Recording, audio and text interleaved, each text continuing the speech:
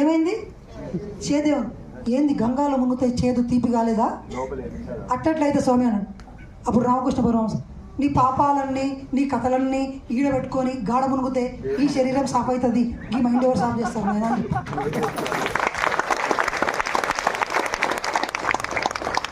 ఇక్కడ మీ ప్రాబ్లం అంతా ఇప్పుడు చెప్పండి. సంపదలు ఎక్కడున్నాయి?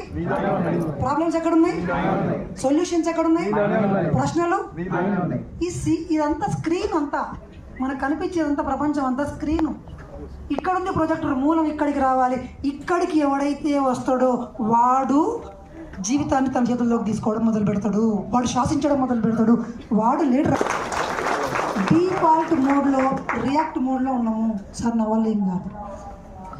ఇంకొకటి ఇమ్మీడియట్గా ఇట్లాంటి క్లాసులకు వస్తారు, సార్ నేను అనుకున్నా అవ్వట్లేదు అంటారు. నాయన నువ్వు 30 సంవత్సరాల నుంచి నాటినావు ఇవన్నీ చెత్త కలుపు మొక్కలు, ఒక్కటే రోజు ఎట్లా తీస్తావు? టైం పడుతుంది.